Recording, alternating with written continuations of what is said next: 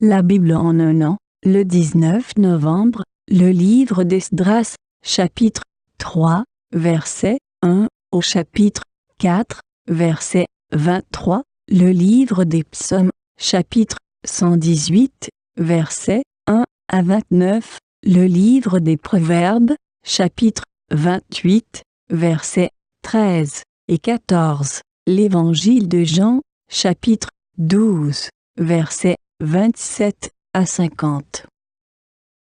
Le livre d'Esdras, chapitre 3. À l'aube du 7e mois, les Israélites étaient installés dans leur ville, et le peuple se rassembla comme un seul homme à Jérusalem. Josué, fils de Jotsadak, accompagné de ses frères les prêtres, et Zorobabel, fils de Shealtiel, accompagné de ses frères, se levèrent et reconstruisirent l'autel du Dieu d'Israël pour y offrir des holocaustes, conformément à ce qui est écrit dans la loi de Moïse, l'homme de Dieu. Ils rétablirent l'autel sur ses fondations, malgré la peur que leur inspiraient les populations installées dans la région, et ils y offrirent des holocaustes à l'Éternel, les holocaustes du matin et du soir. Ils célébrèrent la fête des tentes, conformément à ce qui est écrit, et ils offrirent jour après jour des holocaustes, suivant le nombre fixé pour chaque jour. Après cela, ils offrirent l'holocauste perpétuel, les holocaustes des débuts de mois, et de toutes les fêtes consacrées à l'Éternel, ainsi que ceux de toute personne qui faisait des offrandes volontaires à l'Éternel. Dès le premier jour du 7e mois, ils commencèrent à offrir des holocaustes à l'Éternel, alors même que les fondations du temple de l'Éternel n'étaient pas encore posées. On donna de l'argent aux tailleurs de pierre et aux charpentiers, ainsi que de la nourriture, des boissons et de l'huile aux Sidoniens et aux Tyriens, pour qu'ils amènent du cèdre du Liban par mer jusqu'à Jaffa. On agit de cette manière suivant l'autorisation reçue de Cyrus, roi de Perse. Le 2e mois de la 2e année, après leur arrivée à la maison de Dieu à Jérusalem, Zorobabel, fils de Shealtiel, Josué, fils de Jotsadak, ainsi que le reste de leurs frères, les prêtres, les Lévites, et tous ceux qui étaient revenus de déportation à Jérusalem, se mirent à l'œuvre. On chargea les Lévites âgés de 20 ans et plus de surveiller les travaux de la maison de l'Éternel. Josué, accompagné de ses fils et de ses frères, Kadmiel, accompagné de ses fils et des Judéens, s'occupèrent tous ensemble de surveiller ceux qui travaillaient à la maison de Dieu. Il y avait aussi les fils de Henadad avec leurs fils et leurs frères, les Lévites. Lorsque les maçons posèrent les fondations du temple de l'Éternel, on disposa les prêtres en costume avec les trompettes et les Lévites descendant d'Azaph avec les cymbales, afin qu'ils célèbrent l'Éternel d'après les directives de David, roi d'Israël. Ils se répondaient en louant et célébrant l'Éternel. Il est bon, oui, sa bonté dure éternellement pour Israël.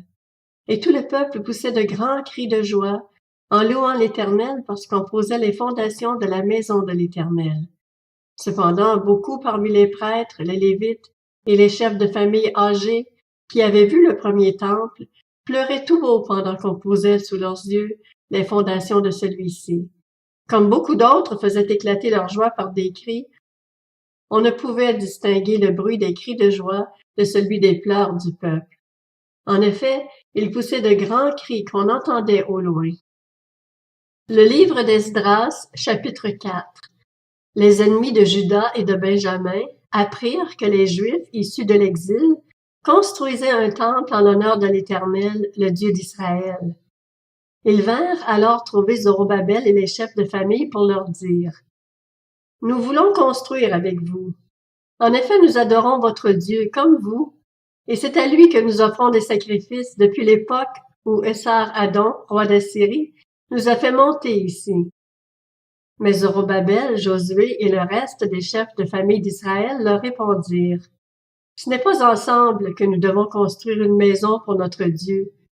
Nous la construirons tout seuls à l'Éternel, le Dieu d'Israël, comme nous l'a ordonné le roi Cyrus, roi de Perse. » Alors les populations du pays découragèrent le peuple juif. Elles l'intimidèrent pour l'empêcher de construire, et elles soudoyèrent des conseillers pour faire échouer son entreprise.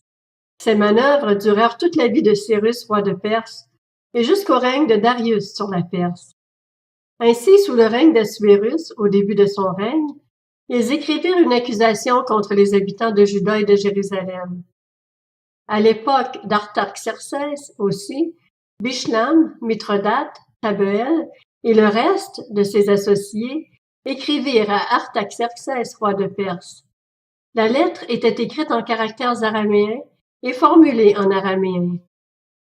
Rehum, le commandant, et Shimshai, son secrétaire, écrivirent au roi Artaxerxès la lettre suivante à propos de Jérusalem.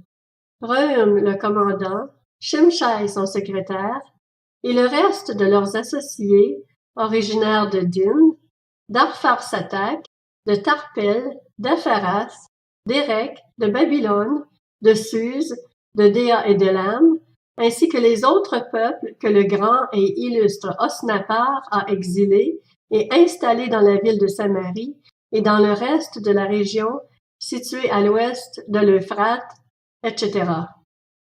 Voici la copie de la lettre qu'ils envoyèrent au roi Artaxerxès. Ses serviteurs, les habitants de la région située à l'ouest de l'Euphrate, etc. Roi, tu dois savoir que les Juifs, partis de chez toi et arrivés près de nous à Jérusalem, reconstruisent cette ville rebelle et mauvaise, en relèvent les murs et en restaurent les fondations. Roi, tu dois maintenant savoir que si cette ville est reconstruite et ses murs relevés, ils ne paieront ni taxes, ni impôts, ni droits de passage, et cela portera préjudice au trésor royal.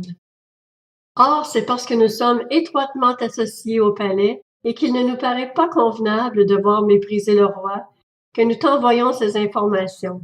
Qu'on fasse des recherches dans le livre des mémoires de tes prédécesseurs, et tu y trouveras l'information suivante. Cette ville est une ville rebelle qui porte préjudice au roi et aux provinces, et elle a depuis toujours abrité des révoltes. C'est la raison pour laquelle elle avait été détruite. Quant à nous, nous t'informons, roi, que la reconstruction de cette ville et le relèvement de ses murs te priveront de toute possession à l'ouest de l'Euphrate. Voici la réponse envoyée par le roi à Rehum, le commandant, à Shimshai, son secrétaire, et au reste de leurs associés installés à Samarie et dans le reste de la région située à l'ouest de l'Euphrate. Mes vœux de paix, etc. La lettre que vous nous avez envoyée a été lue distinctement devant moi. J'ai donné ordre de faire des recherches, et l'on a trouvé que depuis toujours cette ville s'est soulevée contre les rois et a abrité des rébellions et des révoltes. De plus, il y a eu à Jérusalem des rois puissants qui ont exercé leur domination sur toute la région située à l'ouest de l'Euphrate et auxquels on payait taxes, impôts et droits de passage. Ordonnez donc de faire cesser les travaux de ces hommes afin que cette ville ne soit pas reconstruite tant que je n'en aurai pas donné l'autorisation.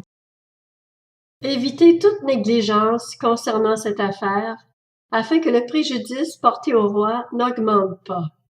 Dès que la copie de la lettre du roi Artaxerxès eut été lue devant eux, Rehum, Shimshai, son secrétaire, et leurs associés s'empressèrent de se rendre à Jérusalem vers les Juifs, et ils firent cesser leurs travaux par la violence et la force. Le livre des Psaumes, chapitre 118. Louez l'Éternel, car il est bon. Oui, sa bonté dure éternellement. Qu'Israël le dise. Oui, sa bonté dure éternellement. Que la famille d'Aaron le dise. Oui, sa bonté dure éternellement. Que ceux qui craignent l'Éternel le disent. Oui, sa bonté dure éternellement. Du fond de la détresse, j'ai fait appel à l'Éternel. L'Éternel m'a répondu, il m'a délivré. L'Éternel est pour moi, je n'ai peur de rien. Que peuvent me faire des hommes? L'Éternel est mon secours, et je regarde mes ennemis en face.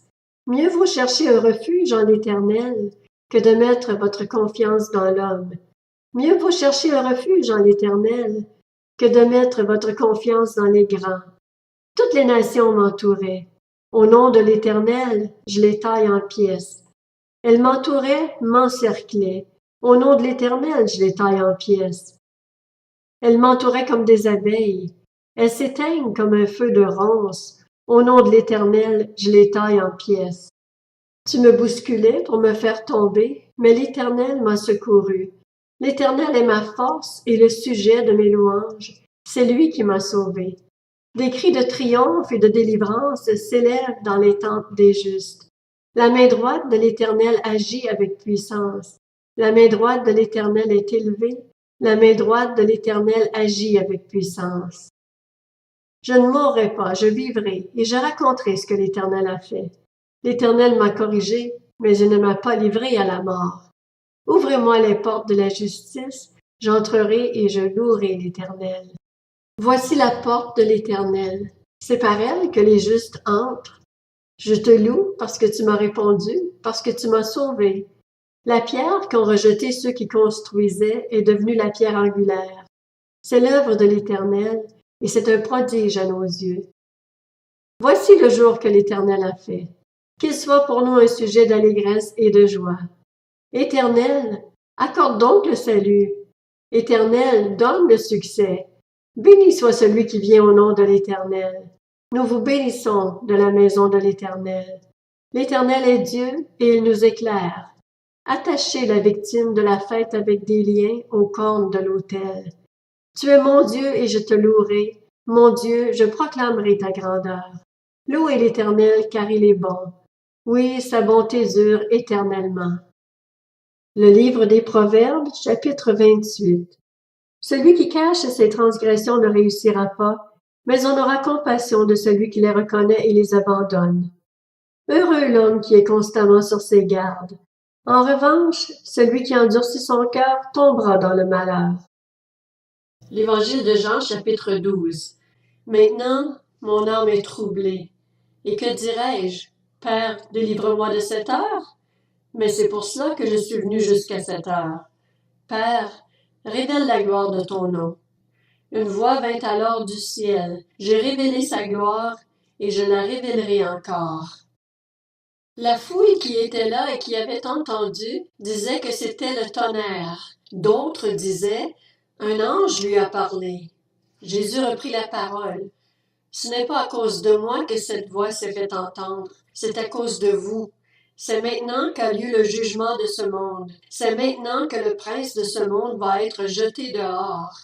Et moi, quand j'aurai été élevé de la terre, j'attirerai tous les hommes à moi. Par ces paroles, il indiquait de quelle mort il allait mourir. La foule lui répondit, « Nous avons appris par la loi que le Messie vivra éternellement. Comment donc peux-tu dire, il faut que le Fils de l'homme soit élevé? Qui est ce Fils de l'homme? » Jésus leur dit, « La lumière est encore pour un peu de temps parmi vous. Marchez pendant que vous avez la lumière, afin que les ténèbres ne vous surprennent pas, car celui qui marche dans les ténèbres ne sait pas où il va.